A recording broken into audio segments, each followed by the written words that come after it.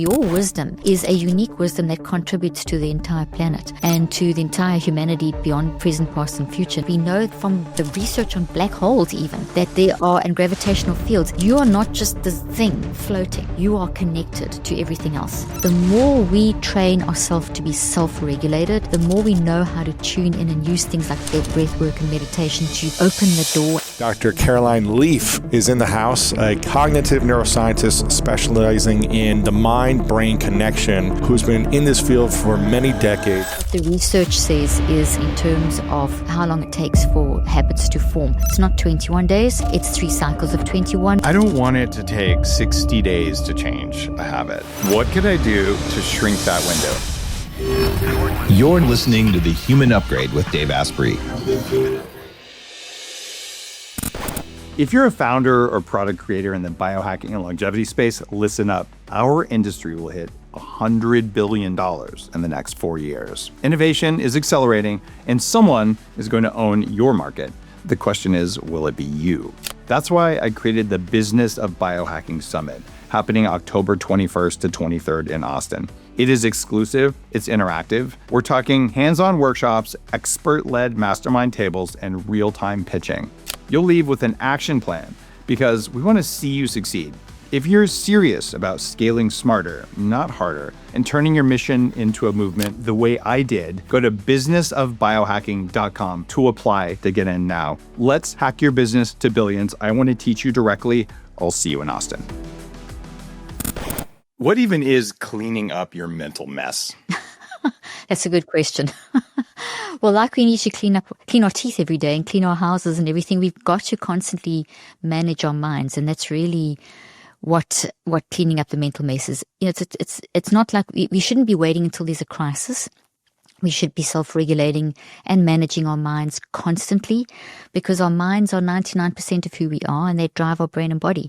So cleaning up that mind stuff is critical to just functioning as a human. And you leave that mess, it fills up, the clutter comes, and then we get hit with these crises, and then everything just blows out of proportion. Some people use like a mouthwash, by the way, guys, I don't recommend that. Some people floss, some people brush, some people have ultrasonic whatevers.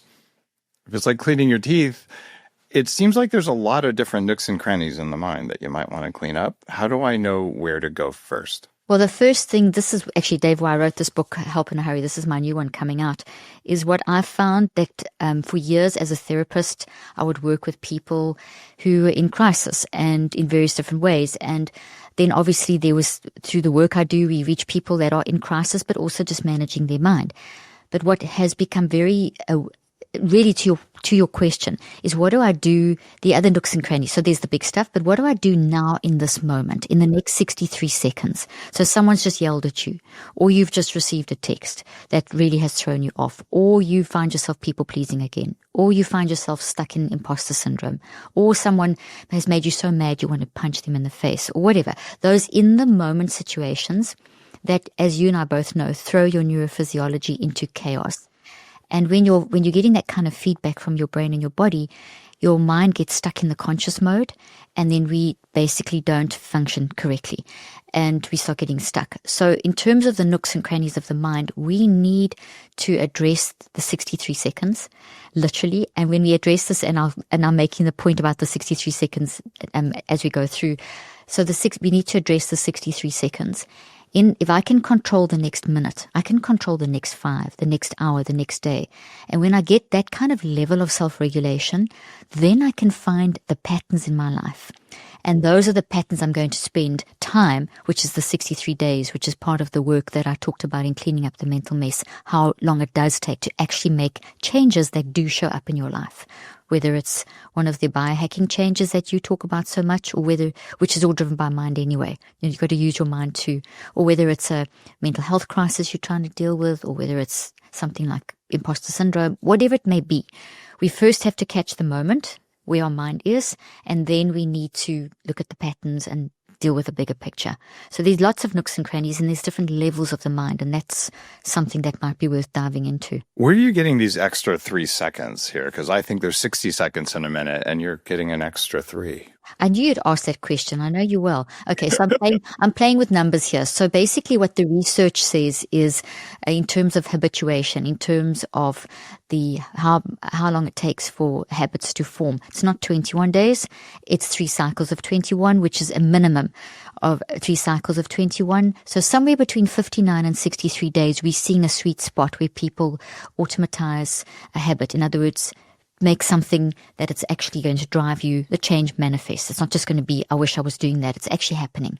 So the 63 seconds is catching in so it's 60 seconds, but it's just playing on the number. So within a minute, the key is that we work in 10-second bursts in our conscious mind. We work in much faster speeds in our non-conscious level, but our conscious mind is working on 10-second bursts, and we kind of focus every round about 6.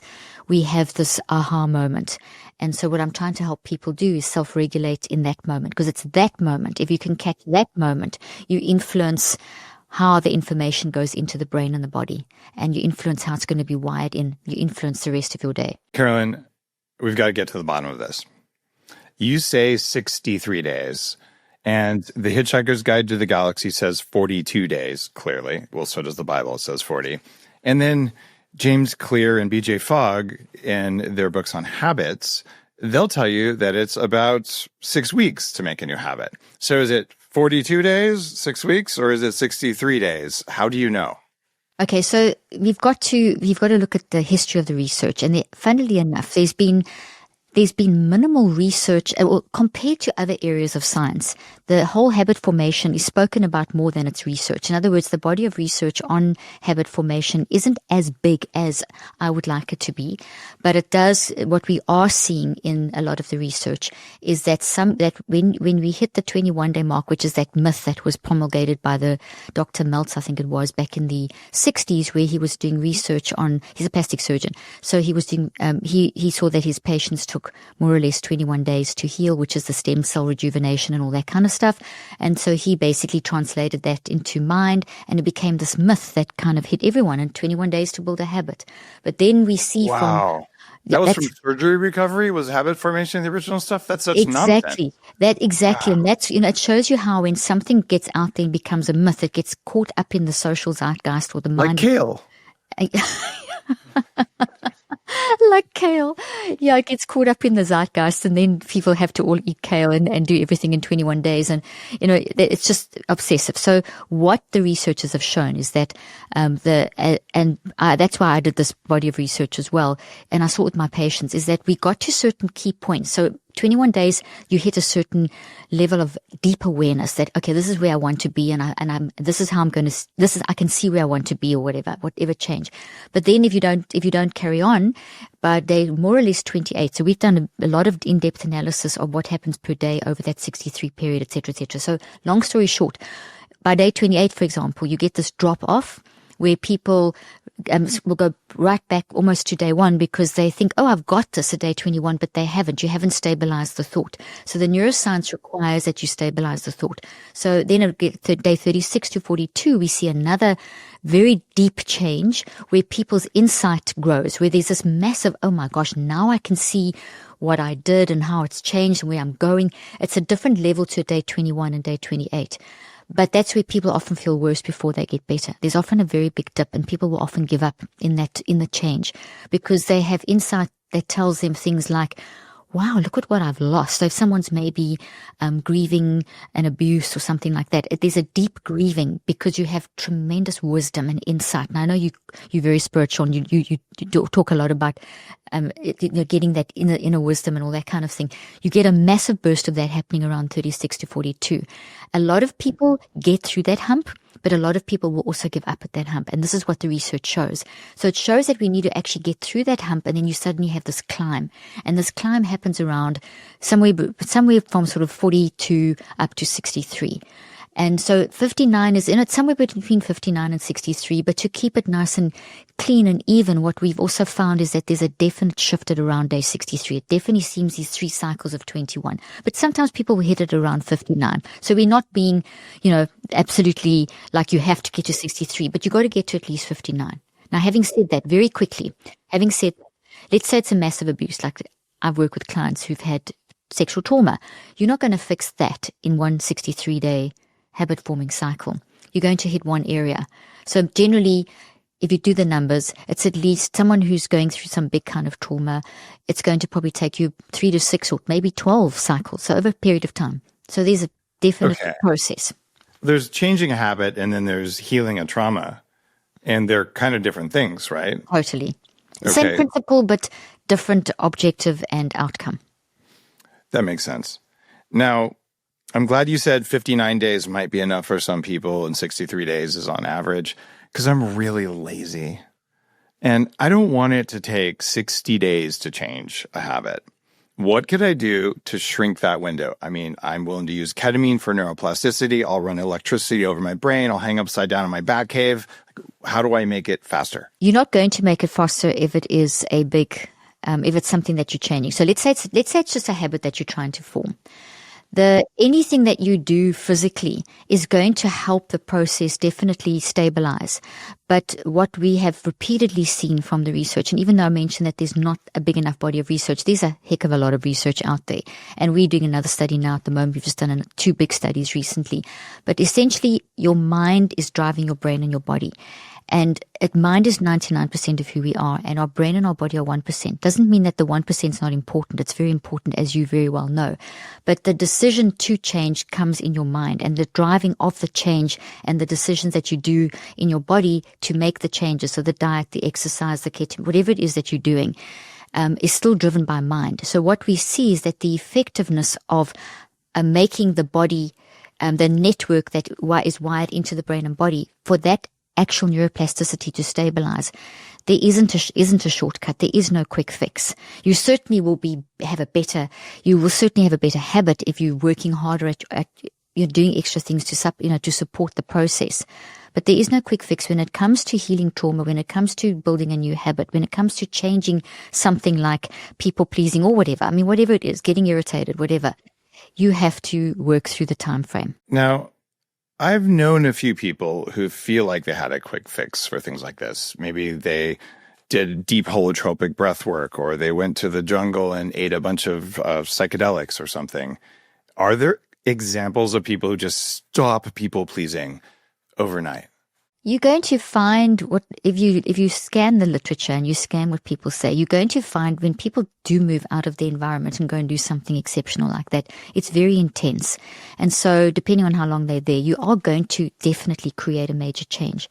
But for that to be sustainable over time, there's a very good chance you're going to slip back. The chances are that you're going to, move forward for a period of time. You're going to be, easy. It's going to be easier to self-regulate. You're going to recognize your changes, slipping back more easily. But once you're back, you go into those bubbles. They give you a massive boost, but you go back into life. You've got to have an entrance and an exit plan, if that makes sense. So you've got to know how you're going to deal with going back into the routine of daily life. So there's so many factors around that have to be addressed. So no, I don't believe, from what I've done, from the research, from being in this game for 40 years now, that that's going to fix the problem. It's going to help tremendously. But you have to have an entrance plan. And we see this, Dave, with people that go into rehabs. Yeah. The revolving door. Yeah. I mean, it's just that they do so well in rehab, not always, but generally. And then they go back into real life, and the timing, the transition, how you do it, it's got to be done properly. Right. So you need some integration and support for that 63-day period. Absolutely. And whether it's healing a trauma or just building a new habit, that works really well. Yeah. This is important because I've written a lot about the 10,000 hours thing, and I think that's nonsense. In fact, I can prove why it's nonsense. That's based on speed of myelination. Right? Yeah. Well, it's actually been challenged, that research anyway, so I'm sure you've seen that in recent years. Right. So that don't agree with. And then really this 42 days, that comes up a lot. And your explanation is really interesting. You're saying, yes, you'll actually have a spiritual integration thing around 40 days. But if you go another 3 weeks after that, then you're going to have full habit formation where it just becomes part of your life. Exactly. Okay. That makes a lot of sense. And you're the first person who's said this that I've ever come across, which is really cool. So we did a very interesting qualitative study, which over quite a long period of time, because what people were asking me was, if I know what's coming up. And I know this when I work with patients for 25 years and just generally with people.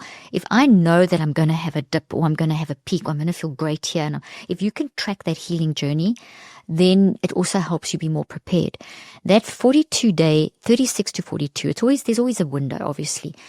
It really catches people because if you haven't done much spiritual work or if you haven't really been a deep thinker, which we can easily not become with all of our social media, it can really catch you.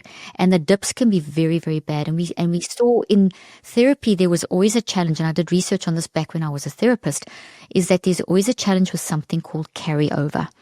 And it's one of the biggest issues in therapy, where people don't carry over into the, generalize out into the world.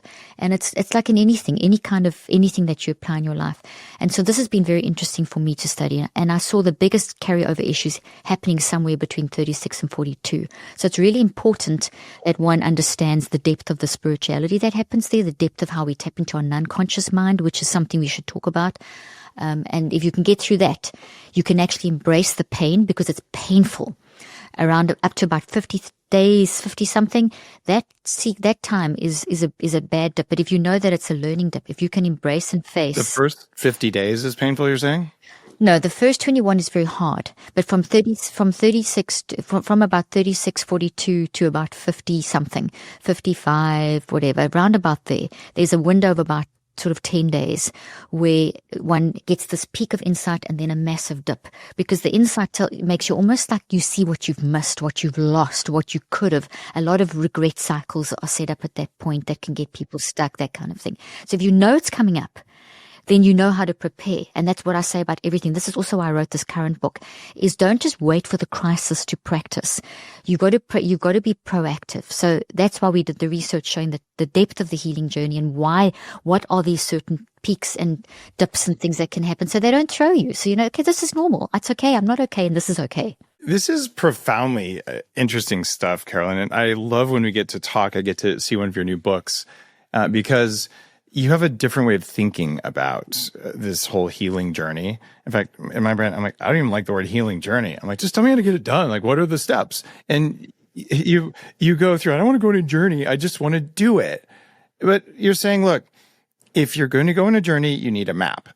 And if it's going to take this much time, you're going to go this far. Here's where the valleys are. Here's the fun parts. And when people know that, it's a lot easier to get it done. So This is just fun. Every time we talk, I'm like, why didn't anyone else think of that? So why are you so weird? How come your brain can do this? How come my brain can do this, or how come we can all do these weird things? How come you can do this? Why are you the first researcher to come up with all this stuff? I think it's all of us contribute something unique. I mean, look at what you've done. You've contributed such unique things to the field too. So I think each of us has our own little corner of the pie, or something to contribute. And this has just been, I think also my experience as a therapist, working with such a wide variety of different issues. I didn't just work with trauma.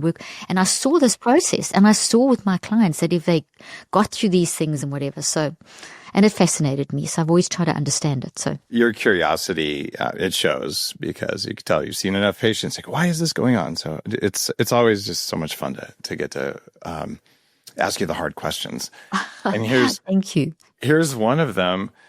Is the idea of free will just nonsense? Oh, not at all. I know there's been a little debate about that in the media, and I know if you are. Just the choice to ask the questions you're asking is evidence of free will. So here's from a scientific perspective very quickly. If the research that they've used to say that there's no free will, and there's such a large body of research where you can interpret, it's how you interpret it's how you interpret. They do studies where they'll ask people to do something, and then they'll say, okay, the brain's making them do it. There's no free will. It's all just been driven by the brain. The brain is producing the mind. Meanwhile, the brain does nothing except what the mind tells it to do. The mind is what animates the brain and enables the brain to respond on the neurophysiological, chemical, hormonal, all the different levels, networking, etc., etc. So essentially, they ask to do something. The brain, they look at the technology, and then they say, you see, the brain made them do it. But they ask the person to make a decision, to make a choice. And you can stick a dead salmon in an MRI machine and you'll get a response. So, that just tells you. So we've got to be very careful of using the argument of technology to explain away free will. We just have to look at the fact that I mean, honestly, every moment of every day, the uniqueness, just how each of us are so different is evidence of free will. Working with people in addictions, for example, is really, really clear, because it's one of the things, people that are deeply caught in addictions, which is a behavior, not a disease. It's a behavior that is a response to deep stuff going on in one's life. There's a bunch of decisions that have been made for a person to feel so stuck that they want to suppress with an addiction. And people that get out or in the midst of, one of the main things that they used to say to me, and this is also backed up by research, is it's choice. And you'll hear the stories of people that have got out of huge things. They said they hit that rock bottom or they hit that point and they chose. So definitely free will. Our uniqueness is all wrapped up in our free will. So you're firmly on the side of free will. That raises the question, are you really in control of your thoughts, or are you just observing your thoughts? Oh, I do. I believe we're totally in control, but I think we can get out of control. So this is where the deep spiritual stuff comes. So if we talk about mind, there's 3 levels. And the level, this is the part of the research I've done. So I use the word mind as a big word to incorporate things like consciousness, spirit, soul, all these words that are thrown around and have been thrown around for thousands of years. So I found from the research I did that the word mind is a nice, holistic, collective word to use for this concept. Okay, so mind has got 3 levels, and I'll explain as simplistically as I can. Our conscious level is obvious. It's what we are in when we're awake, and we have our conscious mind operating now. The non-conscious, N-O-N, not unconscious, the non-conscious, N-O-N, that is the biggest part of us. It operates 24/7. Every single memory we've ever had, which clusters into thoughts, is and ever will have and are having, is in this non-conscious mind. So every experience we have is processed through the non-conscious mind. Everything's absorbed. It's our deep spiritual wisdom. It's our intuition, our gut feel. It's whatever spiritual belief people have. It's connected to the source, which could be godness, God, universe, whatever you believe it is. But we as humans have this phenomenal stuff that is inside of us. And you're a master of meditation. You know that that's what we're tapping into when we are. So the non-conscious mind then is this science word for this massive part of us. In between, there's a level in between. And the reason we have to have a level in between is because the speed of the non-conscious mind is way beyond the speed of the conscious mind. And so the subconscious is a waiting room, for want of a better analogy, between the conscious and the non-conscious. Non-conscious, infinite, can handle millions of bits of information in a second. The conscious can only handle around about 2 to 3 words in a second. The subconscious, therefore, forms like a holding room, kind of like a waiting room, where patients are triaged or where you're waiting for something wherever it could be. And you've got a limited amount of people in the waiting room. You have a limited amount of thoughts. So the non-conscious is looking for the things that will make us feel like we don't have control, make us feel like we don't have free will, make us feel like we're stuck, make us feel like we cannot go on, make us feel that overwhelm, burnout, etc. It finds those because your non-conscious is dynamic. It's you. It's brilliant. It's this brilliant part of us. And it puts those at this phenomenal speed into kind of a slower version, and without going through all the levels and the math and whatever, it lands up in the subconscious. The subconscious can handle about 4 to 10 little thought packets at a time. So it's around about 20 words per second, whereas the conscious mind can handle 2 to 3 words per second. To get a feel for that, you and I are having a conversation. If your team was trying to talk to you at the same time, and my team was we couldn't handle that. We couldn't concentrate. We're concentrating on each other because we're having a conversation. That's what the conscious mind can do. Conscious mind's powerful. It needs to be able to focus like that because your conscious mind is actually taking the data coming in. If it listens to the non-conscious, which is supposed to, it's taking the non-conscious wisdom that's going via the subconscious into our conscious mind. It's then thinking, feeling, and choosing. So it's got this veto power, this free will, this choice stuff. Free will is also in the other parts of mind, but we actively use our free will, our veto power, choice in the conscious mind. So what happens when people are stuck in that conscious mind moment? we're supposed to be listening to the subconscious. We're supposed to be listening to the wisdom that comes via the subconscious from the non-conscious. And we can train ourselves, and that's what things like meditation do, is teaches us to do that. But we've also got to now use that and move forward. And that's why I developed a system that you use, the neurocycle, which is using that, tapping into accessing the non-conscious wisdom and then moving forward. What happens to someone, for example, when you get stuck in regret cycles or addiction or people pleasing or feeling like you have no control, is you ignore the wisdom coming from the non-conscious via the subconscious. Well said. Yes. So there's another analogy that'll even hammer this home more. Think of the conscious mind like a toddler, and think of a toddler. I mean, you've got kids, and remember when they were small. Toddlers are all over the place, but look at their hunger and their passion to learn. They're learning, their hands on. It's chaos. It's messy. Going to your first question. So our conscious mind is like a toddler mind. It's learning, it's excited, it's up and down, it's all over the place. That is why it needs a parent to guide it. And that's essentially what your subconscious and non-conscious are doing. But what we do a lot in our life is we get so stimulated by everything coming in that we don't take the time to train ourselves to listen to the wisdom coming from the non-conscious. So the work that I do, and I believe the work you do too, absolutely, is teaching people to tap into that wisdom of the unconscious. What's the difference between unconscious wisdom and intuition? Okay, so unconscious is a state of brain, a brain state. So it's got nothing to do with the levels of mind. So you get conscious, subconscious, non-conscious, N-O-N. Then unconscious is a brain state that we go into when you're asleep, and you still have the levels of mind, or conscious and subconscious kind of switch off, and just non-conscious works. So unconscious, when you are unconscious, you're asleep or knocked out or under anesthesia or whatever. So it's a brain state versus a level of mind. Okay, so so your question goes. Does that answer your question? I think so. In the frameworks that I wrote about, it'll be really fun to see both of our books on Amazon next to each other. Yes, for sure. So I'm comparing and contrasting your work with mine to figure out some stuff I might have missed or a different perspective on it. And from what I've observed with clients coming through 40 years of Zen, or just in my own practice, intuition is that first little thing that you'll pick up. It's small and it's brief. And then right after that will come an emotional response. And the emotional response can be larger. And then after that will be a thought that justifies the emotion. And I've seen that a lot of people will, they learn early on to suppress their intuition using an emotion. That would be trauma. Right. And then to justify the people pleasing or whatever the trauma response is with a story about it in their logical mind. So I'm interested in that little blip of intuition. How do we help our listeners learn how to tap into that? Beautiful. Okay. So intuition, that blip of intuition linked to insight, linked to wisdom, linked to all that deep thinking stuff. That's from our non-conscious.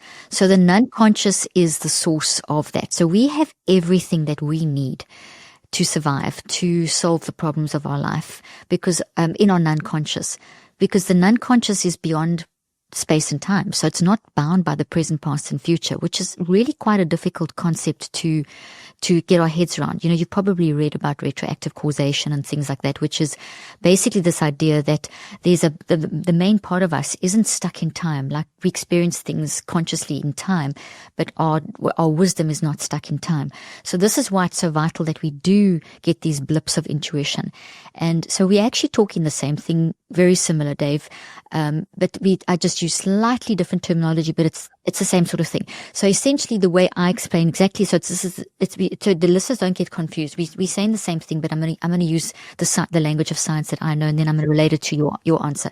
So essentially, when the non-conscious finds those thought patterns, thoughts contain memory. So thought is this, I'm going to hold up a tree. For those that are listening, I'm holding up a little tree that is a plant. This is basically a thought. And a thought has three different representations. In the mind, it looks like a sort of cloud of energy. In the brain, it looks like a tree. And in every cell of the body, it looks like a little hedge. And they're all connected. So we have 37 to 100 trillion cells in our brain and our body, which means that we are storing memory even in our fingertips. Memory is not in our, I say that to make a point that memory is not in our brain. It is throughout the entire mind-brain-body system, which is the stuff that you tap into with your work, okay? The memories are throughout. Now, memories cluster into thoughts, and thoughts are experiences. So this conversation would be an experience, and every word that we're saying are the memories of this experience, the details. Details are therefore the memories. Details make an experience, memories make a thought. Okay, so those thoughts are packed with all the emotions of the moment, all the behaviors, all the perspectives, all the feelings in our body are all clustered within that thought. And that thought is the cloud in the mind, it's the brain, the tree in the brain, and the little hedges in the body, and they're all connected like an internal World Wide Web. We literally have our own internal World Wide Web. So when you encourage people to, in 40 years of Zen and in your meditation, when you encourage them to tune in and they get that blip of wisdom, what they've done is they've actually let the conscious mind, the toddler, listen to the parent, tapped into what was sitting in the waiting room, opened the door to the wisdom of the unconscious, because the minute you pay attention to what's in the waiting room, that comes with a loaded gun of beautiful stuff. A loaded gun's the wrong word. It comes with a load of gifts of really good stuff. I chose the wrong Freudian name. slip there. Totally Freudian slip there.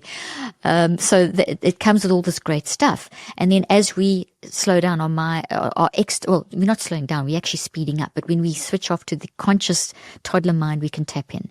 So that's attached to thought. So you say the blip of intuition then brings up the emotion. Emotion is a warning signal.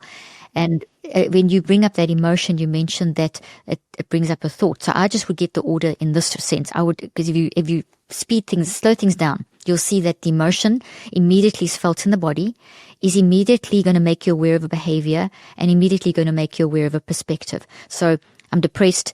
My body feels lethargic. I am withdrawing, and life sucks.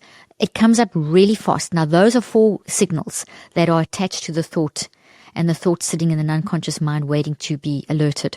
And so when you get those blips, and I use your word blips, it brings up the thought. So yes, you are right. I'm just putting them in those. Then as the thought comes up, we now have the thought. So it's almost like 4 balloons attached to this tree, kind of bringing the tree up. If you imagine 4 balloons, for those of you, I'm holding up a tree. If you're listening and not watching, imagine 4 balloons. And as you meditate, as you calm down the neurophysiology, as you step into the progression of the work that the sort of beyond the meditation, you start bringing up, the meditation, your stuff. I'm answering your question. So it brings up this thought via those balloons. And as it's up, we now have signals, emotions, behaviors, bodily sensations, perspectives attached to thought. So now we have a lot of data, and that needs to be managed. Otherwise, people get completely overwhelmed. Does that make sense? It does make sense. I've worked on this notion where we definitely are feeling emotions in our bodies.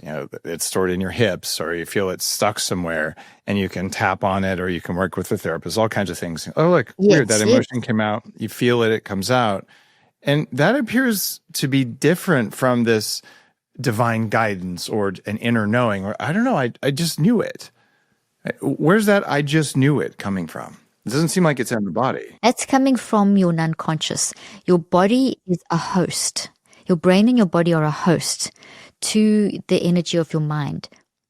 And your conscious mind is that one level of energy, your subconscious another level of energy, and then unconscious another level of energy. So we're talking about electromagnetic forces, and we can go into, there's so much physics to back this up. So this is not woo-woo stuff. This is hardcore science, and the biofield and all that kind of stuff. So that I just know it. The more we train ourselves to be self-regulated, the more we know how to tune in and use things like breath work and meditation to open the door, and things like the neurocycle that I teach added to that to actually access this wisdom. The more you do that, you're finding it. So it's in the unconscious, and the unconscious is connected to look, people have different spiritual beliefs, as I already mentioned. But what we do know from science is that everything is connected. We know that from the research on black holes even, that there are, and gravitational fields, you are not just this thing floating. You are connected to everything else. Everything's this web. So therefore your wisdom is a unique wisdom that contributes to the entire planet and to the entire race, entire humanity beyond present, past, and future. And I know we're getting quite deep here, but the deeper you get and get in touch with yourself, the more you access your wisdom. And if you don't have it there, you're going to get the wisdom from the wisdom of God, source, whatever you want to call it. So that's why it's important to self-regulate. Essentially, both you and I are teaching people to self-regulate. That's what it's really all about. Regulate yourself, and the whole world around you regulates with you. Like, who would have thought, right? Exactly. How often do you personally use AI every day? I think it's popping up constantly in all the work. It's everywhere. I mean, you can't avoid it. And it's, AI, that's another whole conversation. But personally, I think AI, let me say, get away from the word personally. AI is fantastic. It's helpful. It's useful. But it's algorithmic. And if we see what it's based on, the foundational concepts of AI, which we need, I mean, it's the next advance. I totally get that. So I'm not anti-AI at all. But what I'd love people to understand is that the concept of AI is algorithmic, and it's based on the idea of how a neuron fires in the brain. And they've taken that concept, and then they've said if we can work out that mathematical concept, we can then have this additive effect, which is what AI is doing. So it does things so fast and so on. But AI is never going to be conscious because, number one, it's one neuron. We have 100 billion. We don't even, or something like that. We don't even understand how to explain the relationship between two neurons.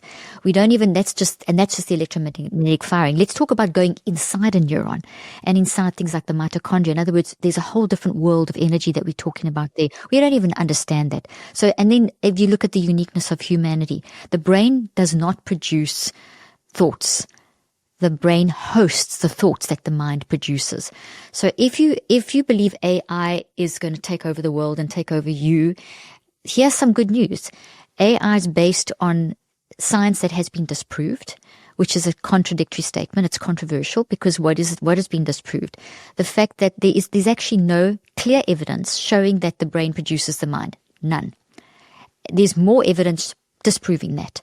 And so AI is based on the fact that the brain produces the mind, and therefore we can produce humanity. You can reproduce, but it's not. It's the wrong. They've asked the wrong questions, come from the wrong side. But it's still useful. But it's humans that are making it useful. So our non-conscious and consciousness will always be smarter than AI. But we need AI, and we're smart. We're using AI to do stuff quicker than what we can. It makes me happy when you say that. One of the biggest mistakes is untested and unquestioned assumptions. And the assumption behind so much psychology, psychiatry, even my friend Brian Johnson, his last company before the longevity stuff was about, I got to figure out how the brain works so we can build better AI systems. And the assumption there is that the brain is creating consciousness, when the reality, if you look at math, is that consciousness created the brain and everything else around us. So totally. You're doing it backwards. It's like, I'm going to learn how to study smoke so that it'll create fire. But you have to have the fire to make the smoke. Great analogy. Yeah, I know you and I are on the same page with this. It actually sometimes I get quite entertained when I listen to these different people, these concepts, because what these people are saying, I think, you really have got it back to front. You really are not thinking this thing through deeply. The brain is a host.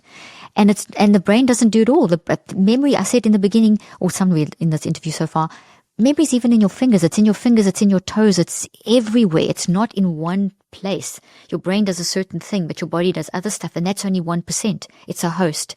Your mind is the energy that animates the brain to respond. When you die, within 20 seconds of your heart stopping, your brain stops.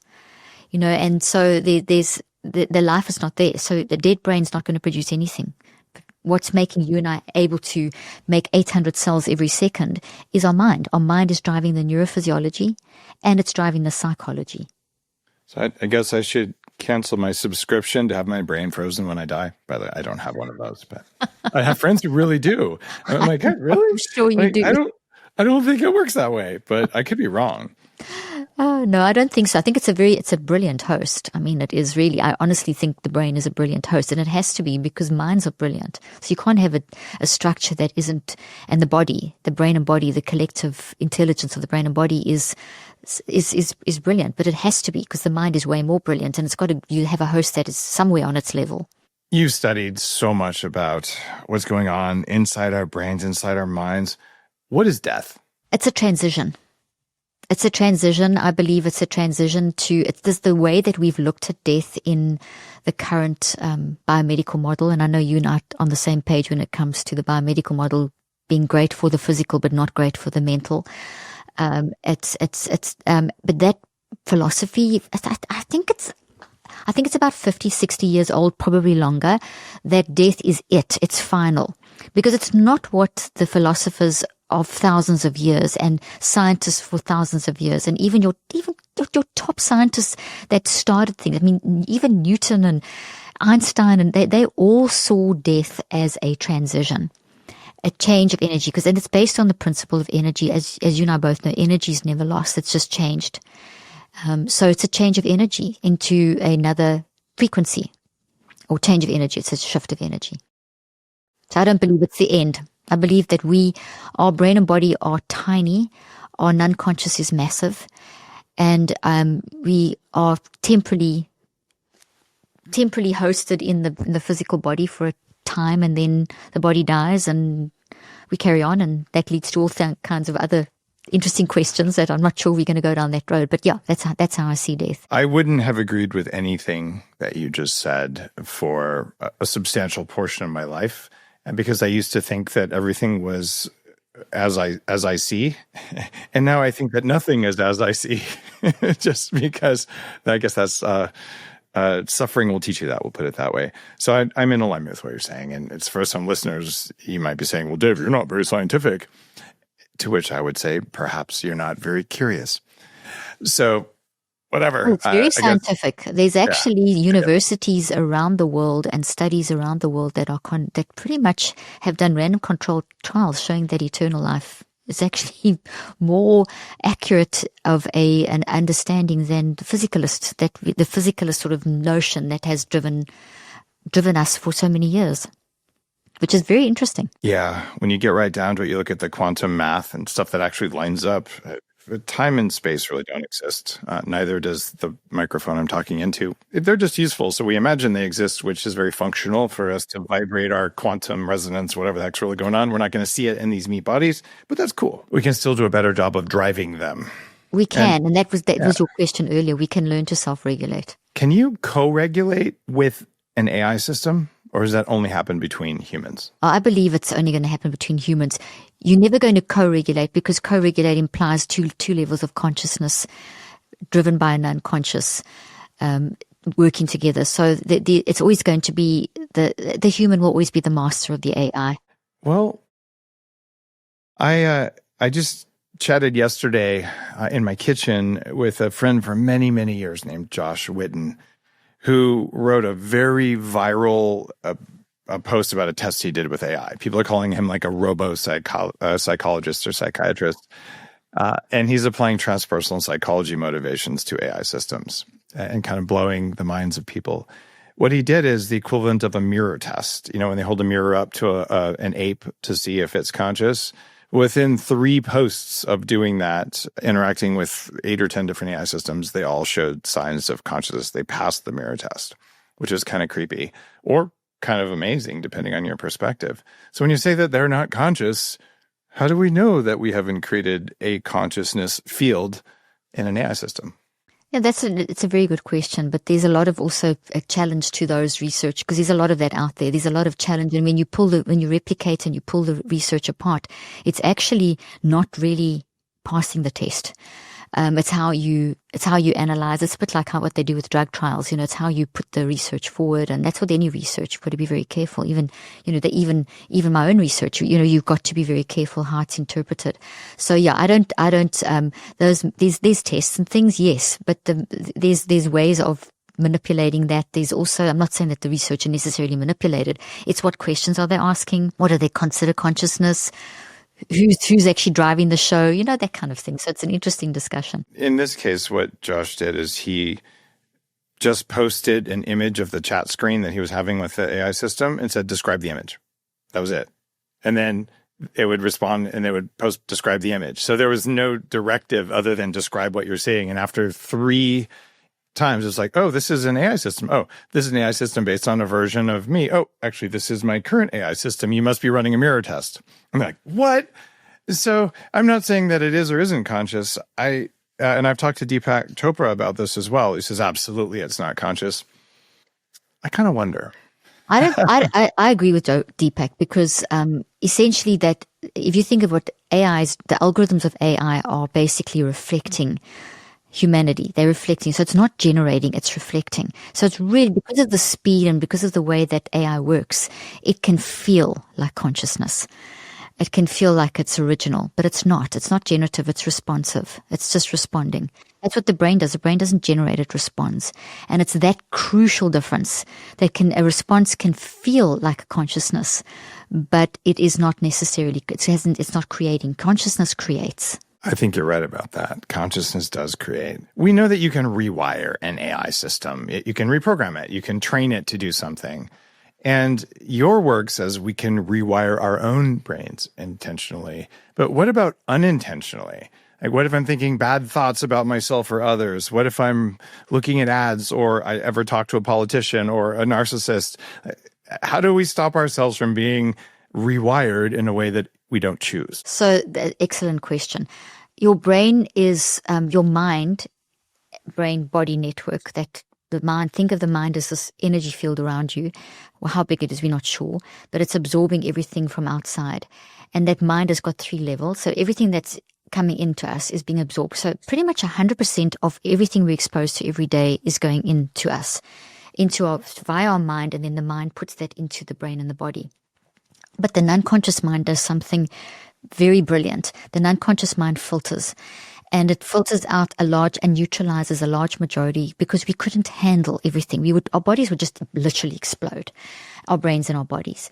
So, essentially, we are taking all this stuff in, but the non-conscious mind is filtering. And then we've got this whole filtering system up through the subconscious into the conscious mind.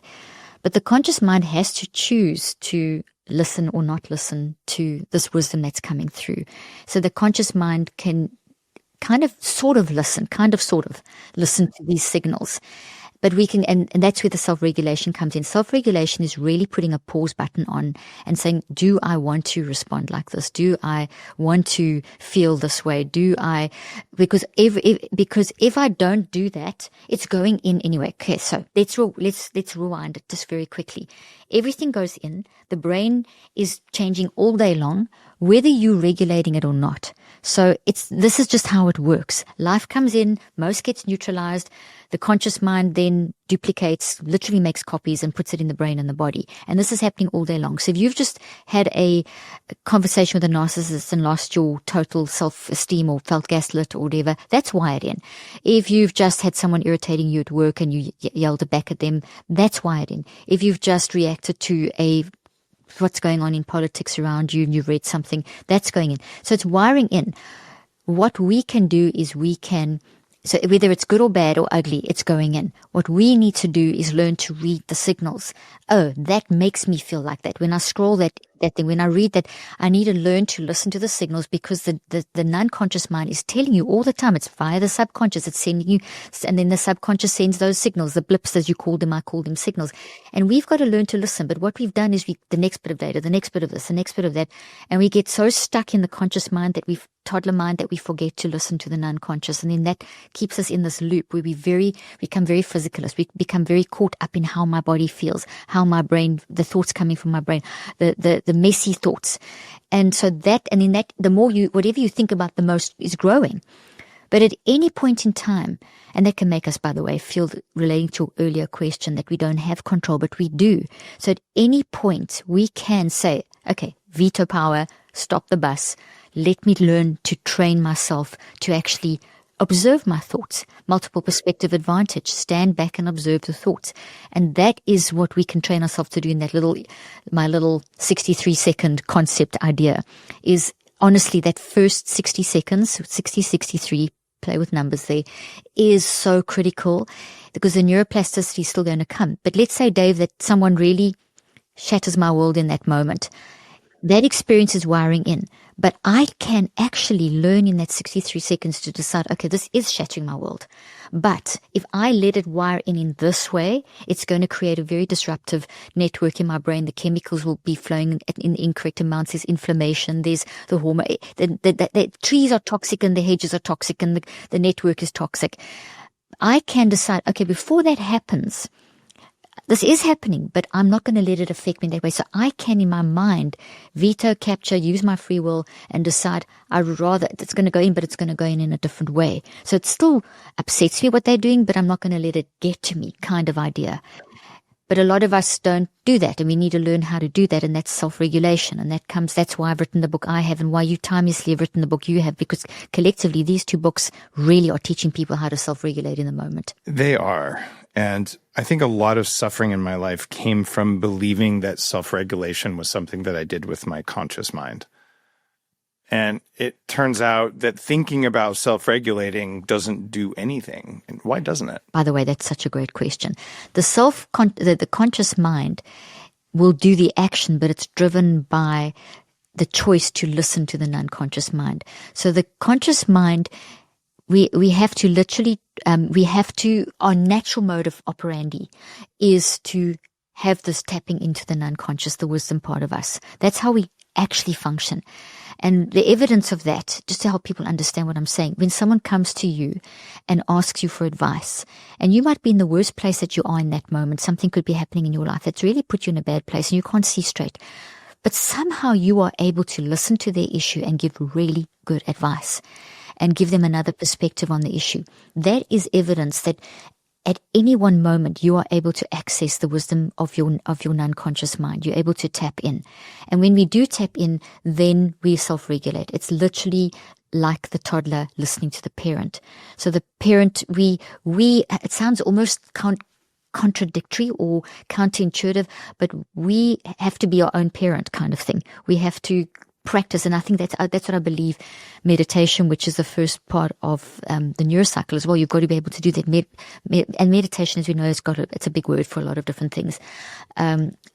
That teaches us how to not get so busy in our conscious mind and stuck in the loop of the messy conscious mind and the sensation that the messy conscious mind creates in the brain and the body. Messy mind, messy brain, messy body, messy output. We can get so stuck in that loop. But we are able to stop that. We're able to stand back and observe and say, oh, I'm in that messy loop. What does it feel like? How can I change it? And as soon as you stop that, as soon as you go into that multiple perspective advantage and you observe without judgment how you are functioning and operating in that situation, triggered by X, Y, or Z, whatever the trigger is, the WH, who, what, when, where, why, how am I what's causing me to respond this way. As soon as I do that, I immediately open up the line to the subconscious and the unconscious, and then I can slowly train myself. But that's not a skill. It's a skill. It's a natural skill. It's endemic to who we are as humans. But it is something that can get very blocked out by a messy mind, overstimulated. So it's something you have to work on daily. It's a skill you have to keep on releasing. It's there. It has to be released and worked on. That's why that's why I've written this book, Help in a Hurry, why you've done the meditation book, and why I've done my other books on the neurocycle, because it trains you not to be reactive, but to be responsive. Our conversation wouldn't be complete if I didn't ask this question. What happens in your brain or your mind when you forgive? Okay, so I'm going to talk about this from different things. Remember, your mind is 99% of who you are in that region, and your brain and body physically are around about 1%. And we have this network between the three. The brain and the body only do what the mind tells it to do. When you're in a situation where you need to forgive someone, it means that someone's done something to you. So you've had an experience that came into your mind, was absorbed, wired, and built into the mind part, and then wired into the brain and the body. Depending on how big it was, that adds salience or load. It's a loaded. And it goes in however the level of load. So a high load, it's going to be a very strong network that forms, one that we get stuck in thinking over and over. And whatever you think about the most grows. And another interesting thing, it's all related to the concept of energy, and energy is basically the word quantum means energy. But what we know from physics is the principle of entanglement. I know you know about this too. So entanglement, basically one particle turns this way, wherever the other one is, it's going to turn as well. And what that essentially means, translated back into easy, understandable concepts, is that if someone's hurt me in a way that I need to forgive them to be able to move on, I am entangled with them. So there's been an energy, there's a relationship. Their stuff is now in me, which means I'm connected. So I'm entangled. So as much as I don't want to forgive what they've done because it's so bad, whatever, I'm just giving some random example, it's worthwhile forgiving, not what they've done. It doesn't mean that it doesn't mean what they've done is right, but you break that entanglement. That's what forgiveness essentially does. But it doesn't mean that, I think people have got it all back to front and screwed up, because people think if I forgive, it means that I've okayed what they've done. You haven't okayed what they've done. What they've done is terrible or wrong or whatever it may be, but you don't want their energy coming in you and keeping you stuck. You want to get free. And there's a good chance you may never get that apology. I actually did a podcast on this recently, and how to move on when that person just doesn't. It's your choice. Your truth is your truth. So your truth will not be clear to you when you're still entangled with that person. So forgiveness just frees you to get into your truth, to move on. What a great way of explaining it, that forgiveness is stopping you from being quantum entangled with another person. And one of the most toxic things that I've done and that I've seen clients do is sit there angry because someone else won't apologize. And they're probably not going to apologize for all sorts of reasons, and it doesn't even matter. So holding your own happiness hostage because someone doesn't do something you want, that sounds like you're trying to bully them into doing what you want, which is why you're pissed at them in the first place for them not doing it to you. So you're just making it worse. So I'm going to exit this, and they can say they're sorry. And I've had employees steal money, and every single one of the ones who's stolen the most money and created the most harm blames me harder for it. The worse harm they do, the more it's my fault, because it couldn't be their fault. So if I was going to sit around and talk about, I'm just going to sit here and wait and be angry and frustrated because they haven't acknowledged that they're criminals, or at least that they were out of integrity, then I'd be really unhappy. And I'm like, I don't care about it, but you're not allowed in my orbit. And that just creates a lot more peace with less work, right? Any other advice? Like how can people approach it? Let's say that someone lied to them, cheated, stealed, did something mean or harmful. What is your fastest process to just not let that bother you anymore? Fastest is immediately think, okay, I've got 63 seconds to stop wiring this into my brain and body. I don't want that mess in there. I can have it in there, but I've got to shape how I have it in there. So the first thing is to have this knowledge, this awareness. The minute that I say to myself, okay, what they've done upsets me, but I don't want it going into my network like that, because then I'm entangled. So I want to stop the entanglement right up front. So it's going to wire in regardless because of neuroplasticity. But I'm going to direct the neuroplasticity. I'm going to take charge. And just by saying that, we see major shifts in the neurophysiology. We see you get your control back. And so then that also then gives you the opportunity to get frustrated. It's okay to get mad about what's happened. And so then so step one is to acknowledge, to direct the neuroplasticity. Say, I don't want it coming in a negative way. I'm going to control this. And then the second part is to start the controlling process of how it's going to go in. And that's to say, all right, let me acknowledge this. I'm not going to gaslight myself. I'm going to actually acknowledge this and this and this did that, and it made me feel this. And you go through that process, but I'm not going to stay there. I'm not going to get stuck in sinking sand. I'm going to keep moving forward. So this is wrong. What do I think is the correct thing? So you mind shift. You basically get a counter statement, and you can do all this in 63 seconds. Once you know the sort of process, and I've got lots of these kinds of tips, Dave, in the book, Help in a Hurry. But basically once you know, practice these when you're in a good place so that you know the steps. So when you get in that moment, in the 63 seconds, you can do a little bit of breathing. Like if you're triggered, breathe in and take another sip. So the sip breathing, and that basically calms down your neurophysiology. Then you can say, okay, this is making me mad, or this is upsetting me, or this is terrible what they've done. I acknowledge it, but I'm not going to wire it in that way. How am I not going to wire it in that way? I am going to tell myself that this is bad what they've done, and I'm going to acknowledge it. I'm not going to gaslight it. It makes me feel like this, but I don't have to receive that. That's their issue. My mind shift is this. This is the truth. So yes, it'll go in, but I'm going to immediately attach the truth. All of that, the words you're saying to yourself, that's mind work. That's your conscious mind using its veto power to tune into the subconscious and tune into the non-conscious. So you bring up a lot of data that is energy. It's attached to the oxygen molecules that you're breathing in. I mean, this is phenomenal. I don't know if you've ever kind of thought of it like this or heard this, but oxygen isn't just to keep your body alive. Oxygen is a carrier molecule. It carries all kinds of other chemicals, but it also carries your energy of your mindset.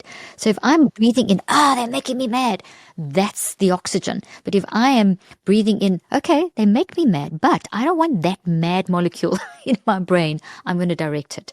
So even your breathing changes what your oxygen molecules carry. So that's just a simple explanation. The big thing that I'm taking from that is that you have 63 seconds for your mental or emotional firewall to kick in and not let that thing stick, because you got to reframe it quickly using what you just learned in the episode. Caroline, you have so much wisdom from your experience, and you put it so beautifully in your books. I genuinely appreciate your work. I'm always excited when we get to talk. Oh, thank you.